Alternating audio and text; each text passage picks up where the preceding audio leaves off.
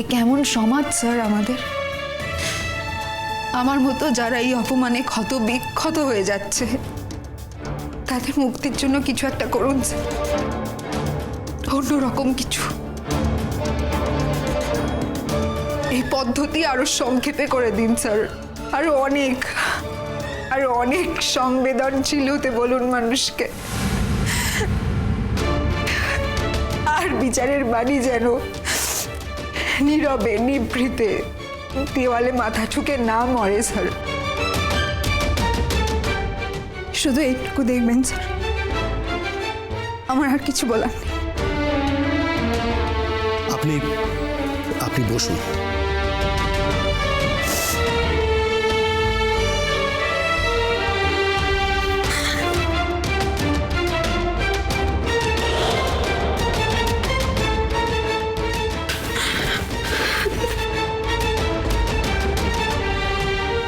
আজ যারা এখানে কথা বলেছেন তারাই যে শুধু শপথ নিয়েছেন তা নয়, আমি নিজে এই পোশাকের বাইরে এসে, এই উর্দির বাইরে গিয়ে, এই বৃত্তের বাইরে গিয়ে এই সভাকক্ষে আমি নিজে শপথ নিচ্ছি। শুধু একটি ক্ষেত্রে নয়, এরকম সমস্ত ক্ষেত্রে আমি নির্ভুল বিচারের জন্যে দায়বদ্ধ থাকব।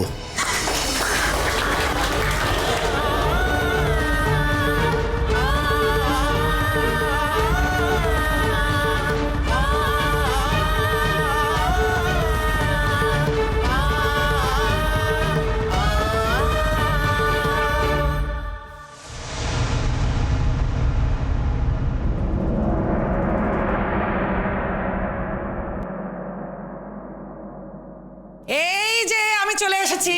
বৌদি, আরে বাবা, বৌদি শিগগির আসুন। সাত সকালবেলা আমাকে হিড় হিড় করে টানতে টানতে এখানে নিয়ে চলে এলো, বুঝলেন? আপনার এই ননদিনীর জ্বালায় আমার মাথা খারাপ হওয়ার জোগাড়।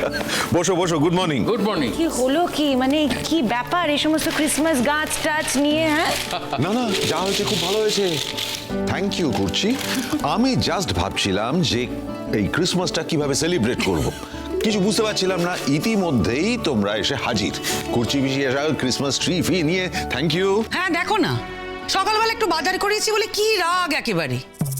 এই যদি নিজের বাড়ির জন্য বাজার করতে হতো না তাহলে এত রাগ হতো না গো নতুন দা। ওই আমি আমার বাপের বাড়ির জন্য বলেছি তো, ওই জন্যই এত রাগ। কিরে সকাল সকাল চলে এসছিস? কিরে সংসারটা মন দিয়ে করছিস না নাকি? এদিকে এক পা ওদিকে এক পা এই করছিস কি? এই তো আপনি একবার সঠিক জায়গাটা ধরে ফেলেছেন বড় মাসিমা। একটু আপনার মেয়েকে শেখান, মেয়েকে তো কিচ্ছু শেখাননি। কিছুতেই সংসার ধর্ম পালন করতে চায় না, সারাক্ষণ শুধু বাপের বাড়ি যাব, বাপের বাড়ি যাব, এই এক কথা ওর মুখে। বাপের বাড়ি আসতে পারলে উনি আর কিচ্ছু চান না, নিজের সংসার চুলোয় যাক। আজকে জানেন তো, আজকে চুপি চুপি আমাকে না নিয়ে একা একা আসার প্ল্যান করছিল। আমিও চেপে ধরেছি, বলেছি তুমি যাবে মানেই বৌদি ভালো মন্দ রান্না করবে, আমি কি বঞ্চিত হব তার থেকে? দেখেছো দেখেছো কিরকম পেটুক। উফ, ও শোনো না বৌদি ভাই, আমি না কৃষাণু মিটিল সবাইকে আসতে বলেছি। মিঠিল আসবে বলেছে? হ্যাঁ, আমাকে তো বললো চলে আসবে। কেন বৌদি ভাই, ওদের ঝামেলাটা কি মেটেনি? জানি না ওদের ঝগড়াঝাটি মিটেছে কিনা, দুজনেই কিরকম ছাড়া ছাড়া থাকছে। এক দিদি ভালো করেছে আসতে বলে, কিন্তু ডাবলুর বউকে তো নিয়ে এলে পারতে, বিয়ে করার পর তো এলোই না। হ্যাঁ বলেছিলাম, কিন্তু ডাবলুর বউ বললো কেউ আজকে একটু বাপের বাড়ি যাবে, বিয়ের পর প্রথম তো বড়দিন বলো, ওরও কাজিন সিস্টার রয়েছে, ভাই বোন সবাই আছে, তো সবাই মিলে একটু মজা করবে আজকে বড়দিনে, তাই আমি আর না করলাম না। আরে বাবা, আসা যাওয়া তো রয়েছে নাকি, আসবে খুন পরে, যাকে আমি একটু সাজিয়ে গুজিয়ে নি। কেউ তো হাতই লাগাচ্ছে না। মিঠি, এই বুবলাই, বাবিল সব গেল কোথায় বলো তো? ও বলছি, বুবলাইয়ের বউ ভালো আছে, মানে ঠিক আছে? হ্যাঁ, বুবলাই তো বললো ভালো আছে। কি এসব কি? ও মা, দেখো কাণ্ড দিয়ে, জানো তো চান করে একটু পুজোয় বসে এসেছি তারই মধ্যে এত কাণ্ড হয়ে গেছে, কেউ বলেনি আমাকে। করছি তুই এসেছিস, আমাকে বলিস নি কেন রে? বারে, তুমি তো পুজোয় বসেছিলে, কি আর ডাকবো বলো? পুজো শেষ করে তো তুমি আসবেই। হ্যাঁ, মা বলতে তো কেউ নেই, আমি তোর আর। হ্যাঁ, আগে মাকে ছাড়া চলতো না, এখন মাকে ছাড়া দিব্যি চলছে। না মা, অনেকদিন ধরেই তুমি ছাড়া আমার চলে। আবার তুমি ছাড়া আমার চলেও না। মানে এই যখন ধরো তোমার সঙ্গে খুব ঝগড়া টগড়া হয়, তখন দিব্যি আমার তুমি ছাড়া চলে যায়, বুঝতে পেরেছো? কিন্তু আবার যখন ওই একটু মিটে যায় সবটা, ওই ভাব ভাব ব্যাপার হয়, তখন আবার তোমার ছাড়া আমার চলে না গো। তোমার জামাই এসেছে, সেটা দেখেছো? জানি জানি, সে এসেছে আমি জানি। হ্যাঁ, মেয়ে যখন এসেছে জামাই কি আর না এসে থাকতে পারে? বল দেখবি। হ্যাঁ, জামাই আমার মহাদেব, মহাদেব, মহাদেব। সেটা আর পার্বতীকে একা মোটে ছাড়বে না কো। এই হচ্ছে অভিজ্ঞতার দাম। আপনি একদম সঠিক জিনিসটা সঠিক জায়গায় বলে দিয়েছেন। Thank you, thank you. বলছি, মিঠি কেমন আছে? মিঠি বুঝতে পারি না, মন খারাপ করে থাকে। কৃষাণু এলে একটু মনে হয় ওর ভালো লাগে, কিন্তু আবার যে কে সেই একটা ধকল গেছে তো মনের উপর দিয়ে। এটা কতদিনই কাটবে কে জানে। কোনো চিন্তা করবেন না নতুনদা, আর তো 2-1 দিনের মধ্যে রায় ঘোষণা হবে, এবং আমার স্থির বিশ্বাস রায় আমাদের পক্ষেই যাবে। রায়টা একবার বেরিয়ে গেলে মিঠি খুব আনন্দে থাকবে, খুব খুশি হবে। সেদিন কোর্টে দাঁড়িয়ে মিঠি যা বলল, সত্যি ভাবা যায় না। কোটি কোটি মেয়ের কথা একা ও দাঁড়িয়ে বলল কোর্টে। আমার এই যে এত বছরের অভিজ্ঞতা কোর্টের, এত দৃঢ় বক্তব্য আমি কাউকে কোনোদিন রাখতে দেখিনি। আমার বিশ্বাস বিচারপতি সঠিক বিচারই দেবেন। এমনিতে উনি ভালো মানুষ, তারপর সেদিন মিঠির কথা শুনে, ওর বক্তব্য শুনে উনি তো অভিভূত।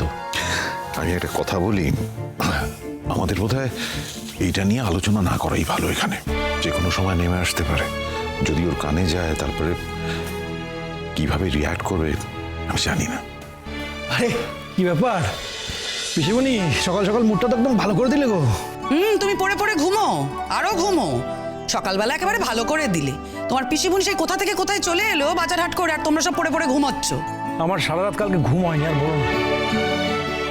কেন রে? ও, তোর বউ পড়ে গেছে বলে তোর ঘুম হয়নি? ভুল করছো তো।